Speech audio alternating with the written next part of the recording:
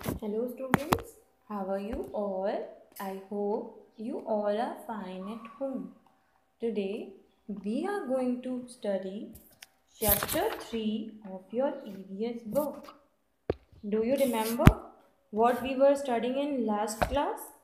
Yes, chapter 3 of your EVS book, that is different types of shelters. Remember? Okay. Now tell me, I have given you worksheet. I hope you have completed that worksheet on different types of shelter. Today we are going to study part 2 of this chapter. So come at page number 19. In last class at page number 18 we have studied igloo. Remember? So today we are going to study about carva. What are the types of carva? Carvas क्या होते हैं? I told you in the starting of the chapter that some car type house called carva. Okay, carva are houses on wheels. They are mobile houses and can be easily moved from place to place. कारवा wheels वाले house होते हैं, like car जैसे ही houses, वो house जो कि कहीं भी शिफ्ट हो सकते हैं. Okay. Tent, it is made of canvas and can be pitched and folded easily. Tent कैसे होते हैं?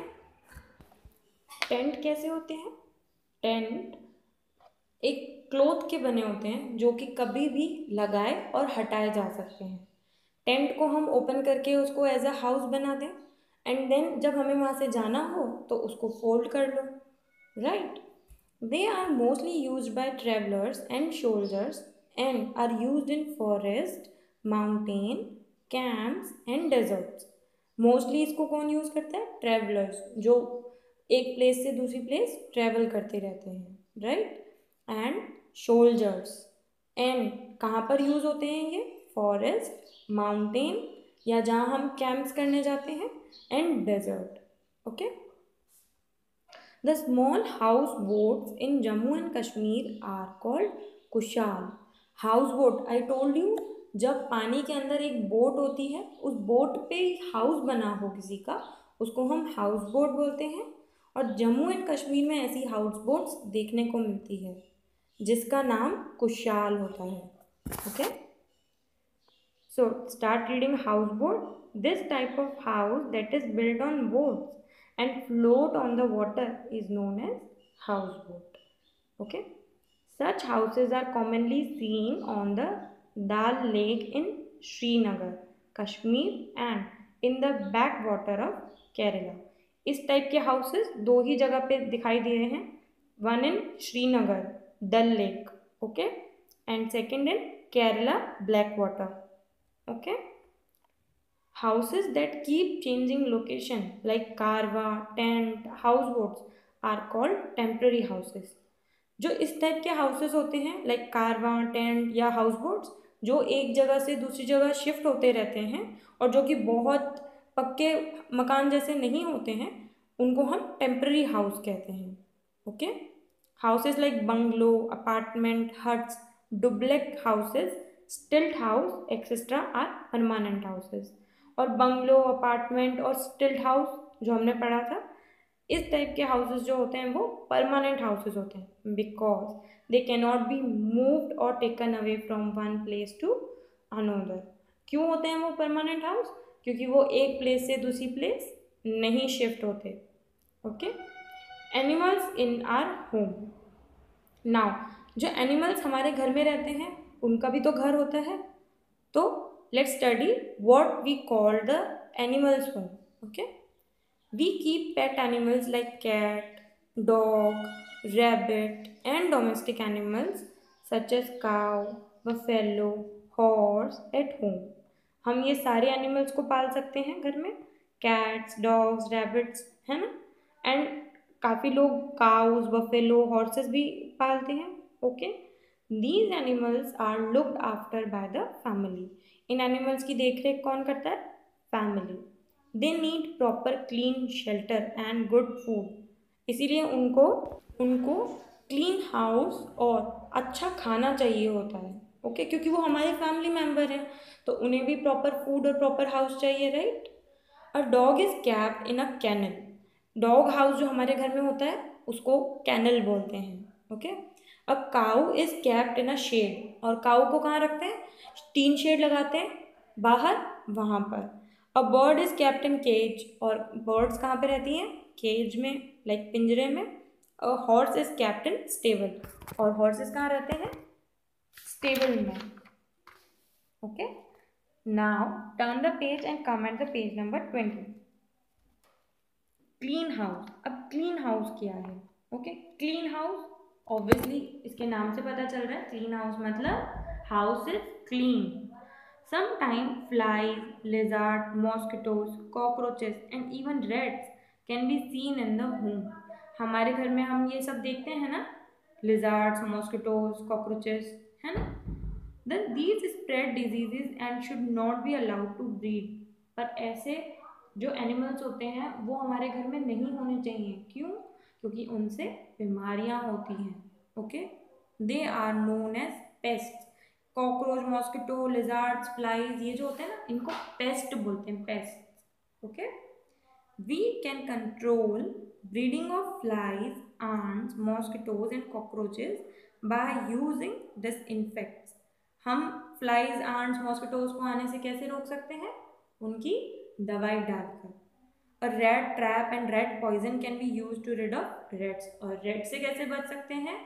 रेड का पिंजरा लगाकर या फिर रेड पॉइजन यूज कर। Rat poison is very dangerous and can harm us as well. Rat जो पॉइजन होता है ना वो बहुत हार्मफुल होता है, इसलिए children do not touch the rat poison, okay. वो हमें भी हार्म कर सकता है। Therefore, only elders should place it at different places in the house. Pest can be controlled if we keep our house clean. इसलिए red poison केवल elders को ही उस जगह पर रखना चाहिए जहाँ रेड्स होते हैं। Children should not touch it, okay. And अगर हम अपना घर क्लीन रखेंगे तो सारे मच्छर होंगे ही नहीं, okay. So keep your house clean. Then tell me how you will keep your house clean. Let's study. We should dust and mop our house every day. Mopping should be done using a disinfectant water. रोज घर की सफाई होनी चाहिए, okay? The houses should have poor doors and windows with wire netting to allow air in but flies and mosquitoes away. घर में जो Windows होती हैं वो नेट वाली होनी चाहिए ताकि हवा अंदर आए बट कोई भी फ्लाइज अंदर ना आ सके। We should always keep the surrounding of our house clean. और घर के आसपास का एरिया भी जो होता है उसे हमें क्लीन रखना चाहिए। Garbage should be throw in enclosed bins and given away to garbage collectors. और जो भी कचरा होता है वो हमें ना तो रोड पे फेंकना चाहिए और ना ही घर में। वो सारा कचरा इकट्ठा करके डस्टबिन में डालना चाहिए एंड देन जब कचरे वाला आता है उसको हैंड ओवर करना चाहिए, okay. We should clean and remove cobwebs every week. हमें हर वीक अपने दीवारों को भी क्लीन करना चाहिए। Toilets and bathroom should be cleaned every day and kept dry. और जो बाथरूम्स होते हैं वो रेगुलर बेसिस पे साफ होने चाहिए, ओके। Decorating the house. अब टेल मी, हमने हाउस क्लीन भी कर लिया, हमने फ्लाइज को भी भगा दिया, हमने सब कर लिया। Now the turn is decorating. अब हमें डेकोरेट भी तो करना है घर को, okay. Decorating the houses. We also decorate our homes to make them look nice and warm. हम हमारे घर को क्यों डेकोरेट करते हैं? ताकि हमारा घर अच्छा लगे। We do so in many ways. We decorate our homes by putting flowers and potted plants inside the home. हम कैसे डेकोरेट करते हैं? लाइक फ्लावर पॉट्स, है ना, हम रखते हैं ना अपने घर के अंदर फ्लावर पॉट्स और डेकोरेटिव पीसेस, वो अपने घर के अंदर रख के हमारे घर को हम डेकोरेट करते हैं। Many people decorate the floor of their houses with colored rice, flower, petals, wet paint, etc. बहुत सारे लोग क्या करते हैं? अपने घर की जो फ्लोर होती है उस पर रंगोली बनाते हैं। ओके, ये देखिए रंगोली के कुछ एग्जाम्पल्स हैं यहाँ पर।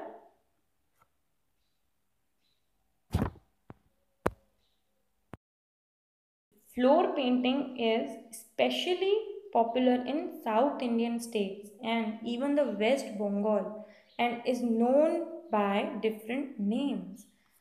ये जो फ्लोर पेंटिंग है लाइक रंगोली जिसे हम कहते हैं, वो बहुत ज़्यादा कहाँ बनती है?